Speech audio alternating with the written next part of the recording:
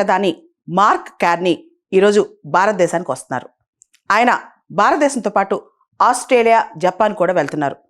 ఏదైతే liberal democracies ఉన్నాయో వాటన్నిటికి కూడా ఆయన ప్రయాణం చేస్తున్నారు. మనకు తెలుసు, గత 2 సంవత్సరాలుగా ఇండియా కెనడా రిలేషన్స్లో ఖలిస్తాన్ అంశం చాలా అట్టుడికిపోయింది. ఎప్పుడైతే మళ్ళా లిబరల్ పార్టీ గెలిచి మార్క్ కార్నీ కెనడా ప్రధాని అయ్యారో ఆ తర్వాత ఇండియా కెనడా రిలేషన్స్ ఇప్పుడు కొత్త హైట్స్లోకి వెళ్ళాయి.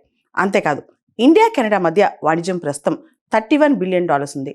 దాంతోపాటు ఇండియా కెనడా అనేక అగ్రిమెంట్స్ సైన్ చేసుకోబోతున్నాయి.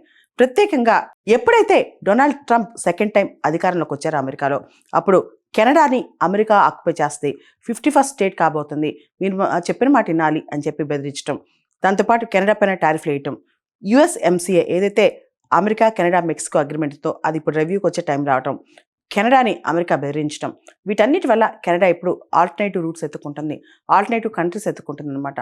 చాలా చిన్న అంశాలకి పెద్ద అంశాలకి కూడా కెనడా ఇప్పుడు ఇండియా పైన ఆధారపడే పరిస్థితి వచ్చేసింది. కెనడాకి భారతదేశం నుంచి మార్కెట్ యాక్సెస్ కావాలి. మనకు తెలుసు, మనది గ్రోయింగ్ మార్కెట్, చాలా ఎమర్జింగ్ ఎకానమీ అని. కెనడాకి యాక్సెస్ కావాలి. అంతేకాదు, ఇండియన్ టాలెంట్ పూల్ కెనడాకి కావాలి.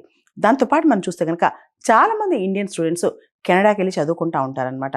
సో ఇండియా కెనడా రిలేషన్స్ అనేవి ఈనాటివి కావు. యాక్చువల్లీ చెప్పాలంటే ఎప్పటి నుంచో చాలామంది సిక్కులు, ఎవరైతే పంజాబీ సిక్ కమ్యూనిటీ ఉందో, కెనడాకి వెళ్ళి సెటిల్ అయ్యారనమాట. కెనడియన్ పాలిటిక్స్లో కూడా ఈ సిక్ కమ్యూనిటీ చాలా కీలక పాత్ర పోషిస్తున్నారు. ఇప్పటి వరకు కెనడా నుంచి అయ్యే ఎక్స్పోర్ట్స్ ఏదైతే కెనడా ఎగుమతులు చేస్తుందో దానిలో 70% అమెరికాకి వెళ్తాయి. కానీ అమెరికా విపరీతం టారిఫ్లు వేస్తుంది. USMCA ఏదైతే Canada America Mexico trade agreement ఉందో అది కూడా అమెరికా రివ్యూ చేయబోతుంది. దాంతో ఇప్పుడు కెనడా ఆల్టర్నేటివ్ ట్రేడ్ రూట్స్ ఎత్తుకుంటుంది, ఆల్టర్నేటివ్ కంట్రీస్ కూడా ఎత్తుకుంటుంది అనమాట. వీటన్నిటితో పాటు కెనడాలో చాలా లార్జెస్ట్ యురేనియం రిజర్వ్స్ ఉన్నాయి. ఇండియాలో యురేనియం లేదనమాట, చాలా తక్కువ ఉంది ఇండియాలో. సో కెనడా నుంచి ఇండియా యురేనియం కొనుక్కోవాలనుకుంటుంది. ఇండియా కెనడా మధ్య క్రిటికల్ మినరల్స్లో MOU సైన్ చేస్తారని చెప్పి కూడా వార్తలు వస్తున్నాయి. అంతేకాదు, ఇప్పటి వరకు కూడా కెనడా తన శాటిలైట్స్ ఎక్కువగా అమెరికా నుంచే లాంచ్ చేసింది. కానీ ఇక అమెరికా నుంచి కాకుండా ఇండియా నుంచి కొన్ని శాటిలైట్స్ లాంచ్ చేసే అవకాశాలు కూడా కెనడా ఎక్స్ప్లోర్ చేస్తుంది. అయితే గత కొన్ని సంవత్సరాలుగా ఇండియా కెనడా రిలేషన్స్లో ఖలిస్తానీ అంశం చాలా చర్చలోకి వచ్చింది. ముఖ్యంగా కెనడాలో చాలామంది ఖలిస్తానీ సపోర్టర్స్ కానీ ఖలిస్తానీ టెర్రరిస్టులు కానీ తలదాచుకుంటున్నారు. దానికి సంబంధించి వాళ్ళని రూపుమాపటానికి కెనడా ఎలాంటి చర్యలు తీసుకుంటుందని చెప్పి భారతదేశానికి స్పష్టత లేదనమాట.